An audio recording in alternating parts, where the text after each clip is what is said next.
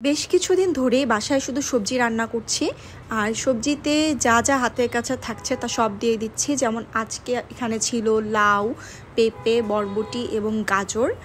শশাও ছিল, কিন্তু শশাটা সবজি হিসেবে খেতে তেমন একটা ভালো লাগে না, তাই এখানে দেইনি। আর যেহেতু এই তরকারিটা সবাই খাবে, তাই এটার সাথে চিকেন অ্যাড করতে হলো, কারণ বাসার ছোটরা চিকেন ছাড়া আসলে সবজি শুধু শুধু খেতে পারে না। তো যখন আমি নিজের জন্য বানাই তখন এখানে চিকেনটা অ্যাড করি না, আর যখন সবাই মিলে খাই তখন সেখানে চিকেনটা বা চিংড়ি মাছ এমন কিছু অ্যাড করে দেই। তো তেল এবং বাটারের মধ্যে পেঁয়াজ রসুন কুচি ভেজে তার মধ্যে ভালো করে চিকেনটা আগে ভেজে নিলাম, পানিটা শুকিয়ে নিলাম। আর এখানে লবণ আর গোলমরিচ ছাড়া আর কোনো মশলা কিন্তু ব্যবহার করা হবে না, একদম সাদাসিধে চাইনিজ ভেজিটেবল।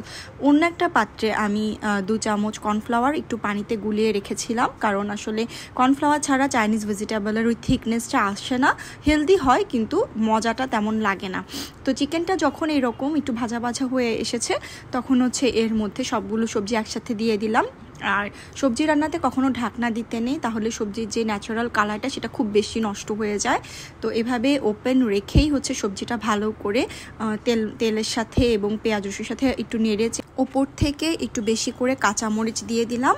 শুধু মশলা হিসেবে এখানে কিন্তু গোলমরিচ আর লবণটাই গেছে, আর কোনো কিছু কিন্তু দিব না। আর সবশেষে একটু পেঁয়াজ এইরকম করে কেটে নিয়েছিলাম সেটা দিয়ে দিলাম। তাহলে দেখুন এখানে কতগুলো সবজি হয়ে গেছে। আপনার কাছে যদি ক্যাপসিকাম থাকে আপনি সেটাও অ্যাড করতে পারেন। আর সবশেষে একটু বেশি ফ্লেভারের জন্য 1 চামচের মতন সয়া সস দিয়ে দিয়েছি। সয়া সস আমার শেষ হয়ে গিয়েছিল, বোতলটা ধুয়ে যতটুকু ছিল অতটুকুই দিয়ে দিলাম। আর লবণটা টেস্ট করে একটু লবণ আর একটু লাগতো তাই দিয়ে দিলাম।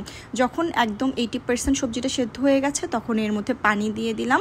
পানিটা দিয়ে যখন পানিটা একটু কমে আসবে, অর্থাৎ সবজিটা একটু মাখো মাখো হয়ে যাবে, তখন সেই টাইমে কর্নফ্লাওয়ারটা দিয়ে দিতে হবে।